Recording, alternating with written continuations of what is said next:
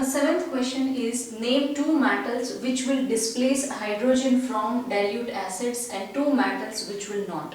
So here I have mentioned the activity series of metal in which I have placed hydrogen in between. Hydrogen has a dual nature. That means it can also make H plus ion also and H minus ion also.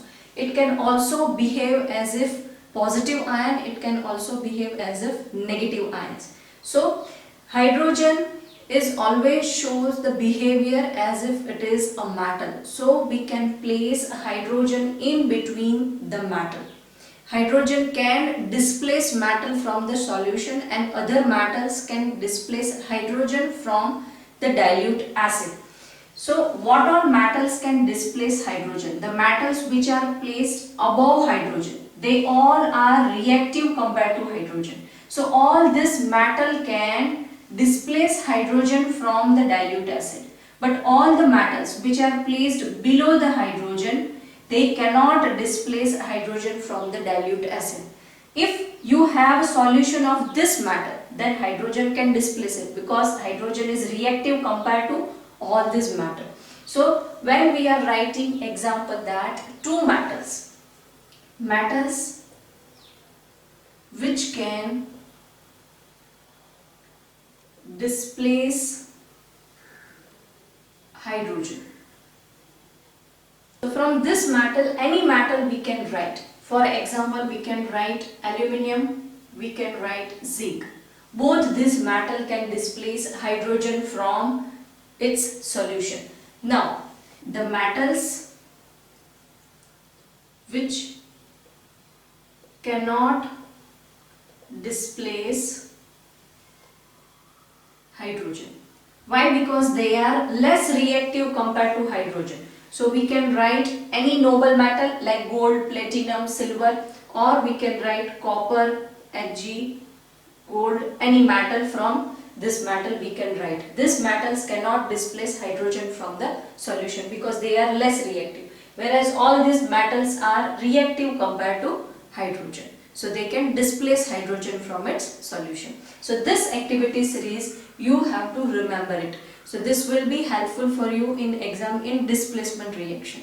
Question 8. In electrolytic refining of a metal M, what would you take as anode, cathode and as electrolyte? So whenever any electro refining is happening, we are taking cathode, a pure thin sheet of whatever metal we are refining. Anode is always a impure block of that particular metal, because from here the pure metal will migrate towards negative electron, and at the end of the process we will get a pure metal here. From here also impure block, all the ions will migrate towards the negative electron. So always anode is impure and cathode is pure in electro refining.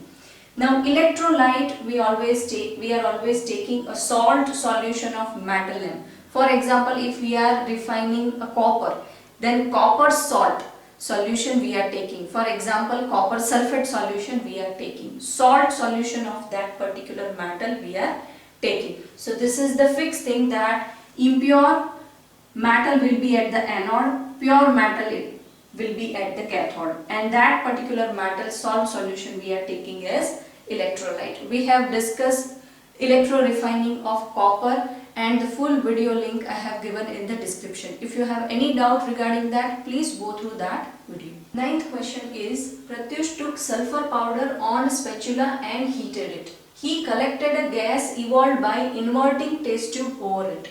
So first is, what will be the action of gas on dry litmus paper?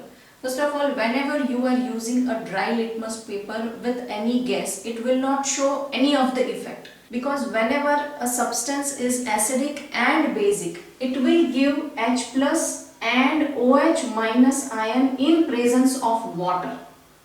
So whenever we are performing a test with a dry litmus paper, first we have to moist it. Then we are keeping or we are placing in the presence of gas or along with any other substance. Then only it will show a color change, because litmus test comes positive in presence of H plus ion or OH minus ion. With dry gas, it will not show any effect or it will not show any color change on litmus paper. Now when our litmus paper is moist, it is along with the water. So what will happen, that dissociation of acidic substance or basic substance will take place. When we are dissociating it, for example HCl is there, it will dissociate and it will give us H plus and Cl minus. And whenever it is a basic substance is there, for example NaOH, then it will give us Na plus and OH minus. But this happens only in presence of water. Alone HCl, dry HCl gas, hydrogen chloride gas will not give any litmus test.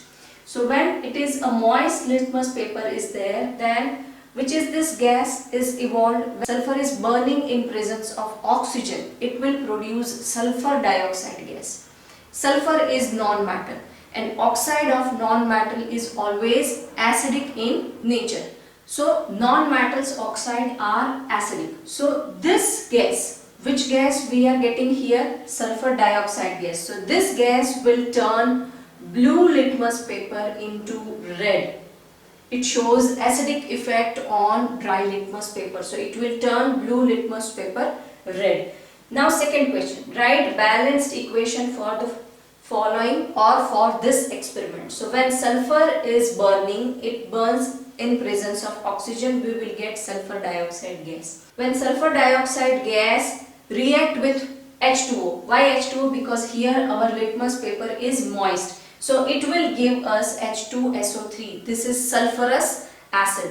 We can also, whatever gas is generating is sulfurous acid, and this can also in liquid state on a litmus paper.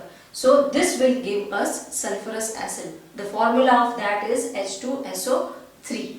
Our 10th question is, state 2 ways to prevent the rusting of iron.